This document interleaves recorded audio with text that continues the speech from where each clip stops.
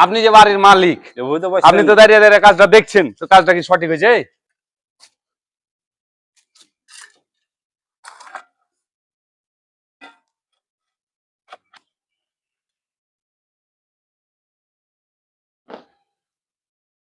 আচ্ছা মিস্ত্রি, কি হলো? আপনি কতদিন থেকে টাইলস বসান? বসায় 5 বছর থেকে। 5 বছরকার মিস্ত্রি আপনি? হ্যাঁ হ্যাঁ, হ্যাঁ। তো এই টাইলসটাতে বসাইছেন, তো এভাবে ভুল হয়েছে, আপনি কি বুঝতে পারছেন? কি ভুল হয়েছে? হ্যাঁ, কি ভুল হয়েছে? ভুল কিছু হয় না। না এভাবে তো বসায় হারা। এই যে ঘোলাটা মারলেন, গ্রেটিনটা মাইরে হুম। কুন্নি দিয়ে এভাবে দাগ মারতে হয়, এটা কি জানেন আপনি?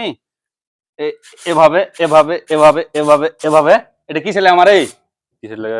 হ্যাঁ, আমরা ঘোলাটা নিচে দিকে নামবে, ছাদের সাথে কামড়া ধরবে, তার লাগে তো এভাবে উঁচা হয়ে যাবে, হারাতে এভাবে বসায়। এভাবে বসান। হুম। এভাবে বসা যায় না? হ্যাঁ, এভাবে উঁচা হয়ে যাবে। আপনি যে বাড়ির মালিক, এভাবে তো আপনি তো দাঁড়িয়ে দাঁড়িয়ে কাজটা দেখছেন, তো কাজটা কি সঠিক হয়েছে? এলে আমি বুঝি নাকি, এমনি দেখতে তো ভালোই লাগছে, ভালোই চলেছে কাজ। ভালোই হয়েছে। আমি তো এটা মানে ওই বুঝি না। চিকচিক করলে পারে শোনা হয় নাকি? না, হ্যাঁ? বুঝি না আমি। মালিক আপনার যে ওই- কইছে হ্যাঁ? ফের কিসের? মালিকে ভালো বলছে, হ্যাঁ।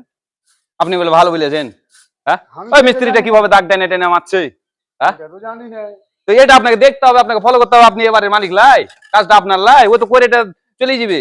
হইলে আমি জানি না। কালকে যখন টাইসটা আপনার ধরেন ফাইবা যখন উপরে উঠে যাবে, তখন ওই মিস্ত্রি এসে আপনাকে রিপেয়ারিং করে দিবে। হয়তো হ্যাঁ। দাগ মেরে মেরে বসাও।